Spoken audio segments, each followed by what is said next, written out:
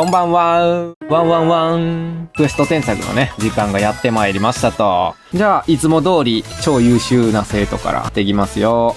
ひしょちゃん、そうだな。このパッと見で、こことここの距離感の差がちょっと分かりづらかったなっていうのが。この後ろの角度のおかげで分かりやすくはなってんねんけども、これをなくしちゃって、この切り取った状態で、この下側の向きに落ちていってるかっていう説明がないのよ。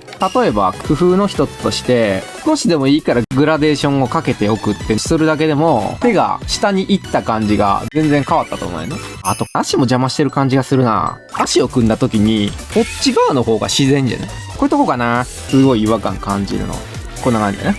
でもこの辺はおめでとう。鼻はルンルンにゃん。次。これはね、手がちっちゃい。もうちょっと手はでかいな。ここまで手が出てるんだったら。これぐらいしてる方が自然じゃない？まず、手の大きさをちゃんと把握しておきましょう。手って、言うてペットボトルぐらいあるわけよ。これぐらいね。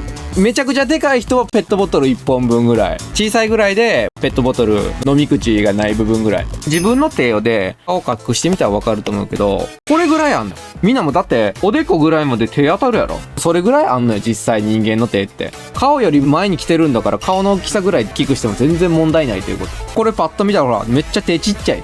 もっとでかくていいね。そういうお話じゃ。次、黒糖くん。モンテクリストファー伯爵。親指はどうなっとるんだ？この刀の持ち方的に、この持ち手の部分は、こう見えてるはずやな。別に斜めに傾いてる感じじゃないのよ。厚みがあったとしてもこれぐらいだと思うのよ。この親指の悪いところは、ちょっと右手でみんな確認してもらいたいけど、このまま繋げていくと、多分この辺りで分離するわけよ。ここにまずシワがないのよ。で、あと悪さしてんのがこの線やな。爪があれば、こう描けばどうよ。この線も悪さしてるし、こう描いてる方がまだ自然に見えへんかい？この側面が見えてる状態じゃない。これだとなんか指が届いてないように見えるやん。こっちもそうやけど、親指に関節が1個足りひんな。この部分。この付け根の部分。で、親指の最も大切な関節はこっちやな。親指の第一関節はここやから。この辺りからこうやから、この2つがないかな。また頑張ってくれたまえ。これだったらグーと変わんねえんだよな。ちゃんと握ってないんだよな。握るとこういう感じになるんだよ。なんなら両手持ってったらよかった。今こう持ってるわけじゃん。こうじゃなくて、こっちの手はちょっと添えるぐらいの手を描いてこいって。脇差しやから握れへんねんけど。本来は左が下やからね。俺剣道やってたから。左で持って右は添えるだけ。だから腕もこんな感じに伸びるかな。こういうのを描いてきてください。はい、次。まつりちゃん。多少は目の形が似てきたね。一回しか教えへんで。目っつうのはな、こうなっとるだけなんだよ。この黒い部分が、この美少女キャラで言うと、この部分なわけね。これってのは、めっちゃ平べったくなんの。斜めになったらもっとペラくなんの、実際は。これだったら、こっち見てる目になってんのよ。さっきのまつりちゃんっていうのは、これが、こういう状態になってんの。だから変な目に見えるわけだ。次。ぺっちゃんこなってる米米。これはこういう顔だったとしたら可愛いけどね、まんじゅうみたい。こういう時はね、現実を知らしめた方が絶対いいんだわ。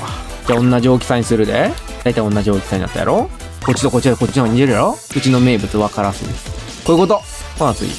お、シマエナガの。これみんな陥りやすいから、いい機会だから教えておきます。これが悪さしてんのは、こいつこいつ。ここ。今、ここにいてるっていうことはね、こう見てるかもしれへん。だけどもだけど、これって奥に行ってるわけだな。これちゃんと立体分かっとかなあかんね。立体的に考えてくださいね。こうやって立体で考えて真下を落とさないといけないからね。こうやって。この髪の毛のついてる位置でな、こう結ばんなあかんねんな。このまま、ここからストーンって落ちなきゃいけないんだから。位置をずらしてしまってんのよ。だから実際は、この髪の毛っていうのはね、こう。この中でこうぐちゃぐちゃってこの辺りのね、隠れてるやつとかがあるわけ、こうやって。これで全然違うやろ。なんかハゲてるやろ。髪の毛の付けの位置が全然違うねん。あくまでこのおでこのこのエリア、これでひとまとめにしとかんなあかんねんから。真正面から見ると流れがすごい良かったわけやん。だけど、こうなるとおかしいやろ。これ気をつけようね。次、マリミヤ。逃げ若風味を感じるな。煽りだけちょっと気ぃつけるってぐらいかな。この顔のライン、ここ立体ついてないから、今これつけるとさ、すっごい顎出てる人に見えるやろ。でもここ影落としてあげるとさ、全然そうは見えへんやろ。へっこんだやろ。ここの描写、ここの描写。本来はこうだから。もっと似せるんだったら、耳はもうちょい近い方がいいかな。まあまあ、でも合格でいいよ。次、上西くん行こうか。もう上西くん見えたんじゃない？何が欠けてないか。これ、まずおかしいのが、前かがみになってるやろ？前かがみになってんのに、足ついてる位置と手がついてる位置一緒やねん。今これどういう状況かわかる？今これ、前かがみでな、多分やりたかったことは、こうやと思うねんな。これ見てみ？膝と手と同じところ全部ここに一箇所集中してやってんねん。どうなってるかっていうと、何これって。どれだけ何も考えれてないかってわかるやろ？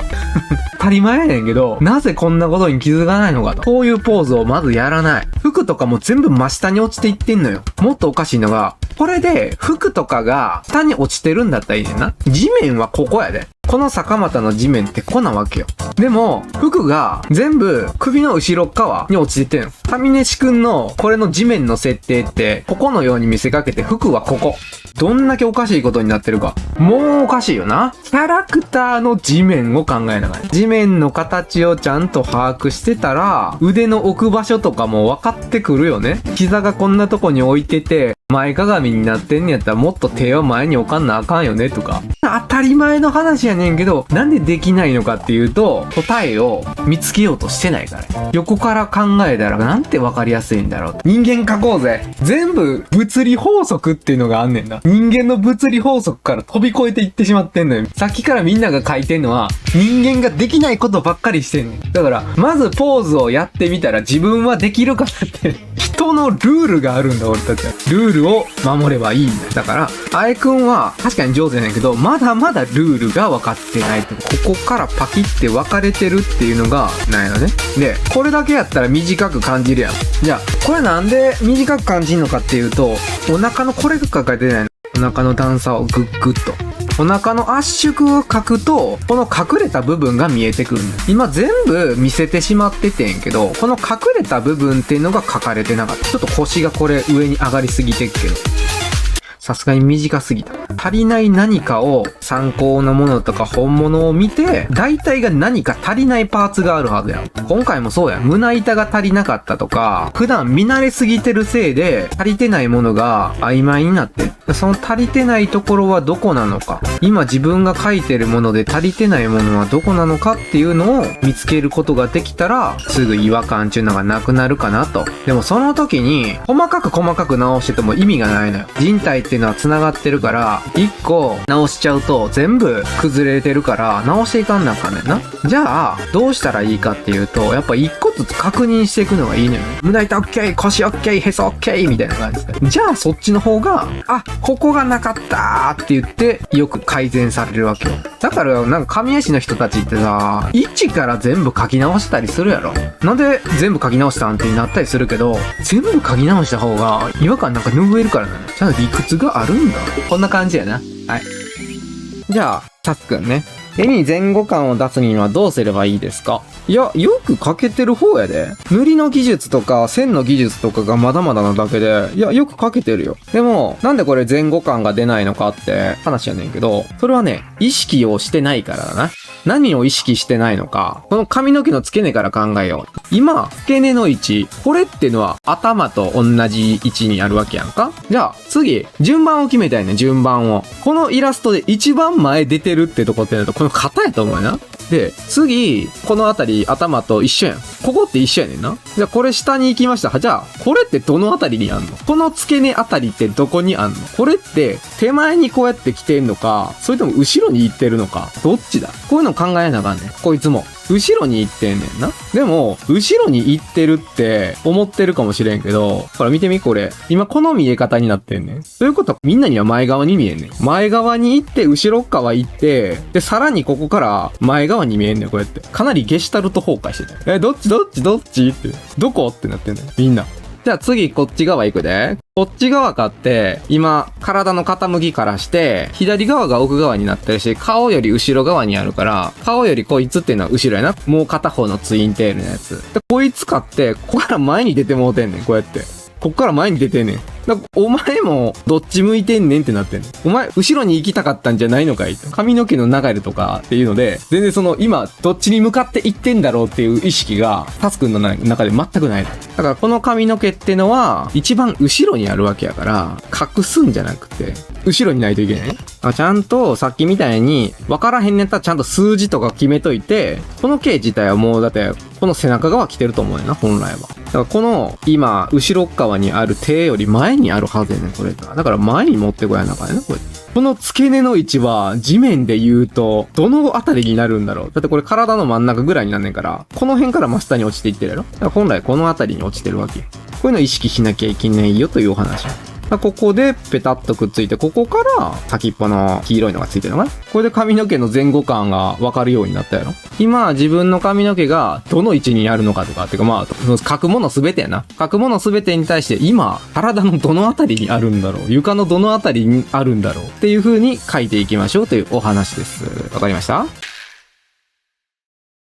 なっこちゃん。一見可愛らしいねんけど、この足が同化してる。立絵イラストでやったらあかんことをやった。足がどう生えてんのか分からへんやん。だって、大して変わらんやん。あるのとないのとで。シルエット被ってもうてるからな。で、これどう感じる？ここ。足の立ち方。なんかすごい不自然じゃない？スカートのど真ん中が重心になってんねん。そうじゃなくて、キャラクターっていうのは、だいたい首の真下ぐらいに重心が保たれるようにならない。動いてる時に、どこに一番力が真下に向かってますかっていうのがあるわけよ。これ重心って言うんやけどな。だから、足両方とも重心とずれてるのよ。まずこちら。だいたい首の真下ら辺にあって、この辺りを目印に足を配置してやる。二人寄り添いたかったんやろうけど、これの考えがまずできてないと寄り添わんわな。で、次買ってこの子買って、よいしょと。この奥に持っていくって感覚がないんやろな。足を曲げて、こうやって足を持っていく感覚が。で、まあイラストとしてここがちょっと重なってもうてるから、ちょっと隙間開けて。まあこんな感じが自然やな。で、二人ともちょっと長いんちゃう？イメージ的に。これぐらいやろ。うい。こんな感じ。改めてこれ見るとなんか滑ってそうやろ。ふわって滑ってそうやろ。もっと歯応えのあるやつ。歯応えのあるやつ持ってきてほしいな。なんて。お、ちょっとこれは変わり映えやな。今回持ってきた中じゃ一番うまいな。はい。構図に対してのご意見がいただきたいです。これの構図っつうのは、こう遠くで見てみたら、こうなっとるわけやん。ってことは、手前側ってこっちになってくんのね。この青い側に向けに行かんなあかん。さっきのこの視線で言うと、盛り上がりをこの辺りにしなきゃいけないわけだ。角っちょこうさっきついてたと思うけど、この辺りを一番前に出てくるポイントにしなきゃいけない。画角に対して。で、それを意識して、今この辺りをポイントにして、ここが出っ張るような感じで、イラストを置いていきましょうねというお話じゃん。まあ、正直、この目線にするんだったら、まあ、道路みたいなやつを描いていけば、まあ、迫力は出るよね。で、今この対戦相手がちょっと正直ようわからんから、これやねやったら、こっちに喧嘩売ってるような方が感じの方がかっこいいかな。まあ、俺がこの子の舞台背景がちょっとわからへんから、付けさせてもらうけど、まあ、こんな感じになるわな。だからこれがこうなる。こんな感じ。縦長の時っていうのは、ここまで奥まで、さっき言ったように、これのもっと奥まで見たい状態やね。だから縦長構図っていう時には、この足元、もっと足元までこう、描くイメージ。おつ！いやー、やりがいがあったなー。あれぐらい書いてきてくれ。説明しがいもあるわ。なんとキャラクターデザイン、挿絵イラストを担当させていただいたライトノベル、武神伝が重版決定。ただひたすらに努力する男の物語、見てえな。ツンデレ金髪壁眼母音横乳ホットパンツ太ももムチムチガールと旅してえな。今こそ武神伝を読もう。コミックも発売中。文字でも漫画でも武神伝をチェック。そんな武神伝かかげが紹介します。武神伝。これは神に拾われちゃった男のお話の始まり。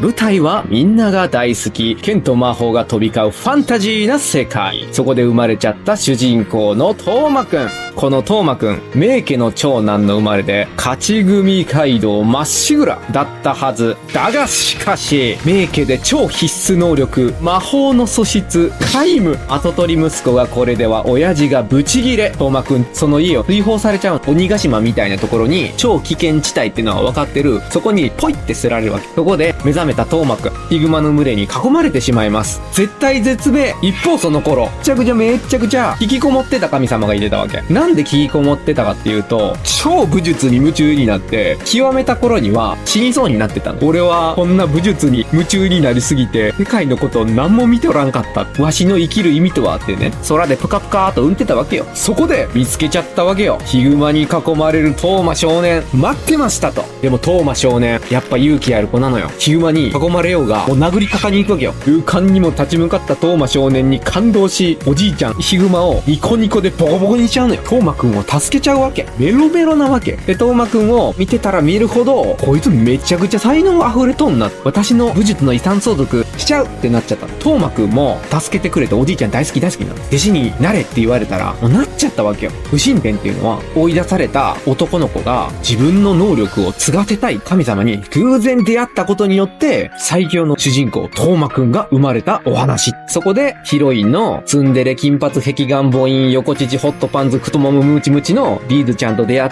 て、武神殿という物語は始まっていくのですと。武神殿をよろしくお願いいたします。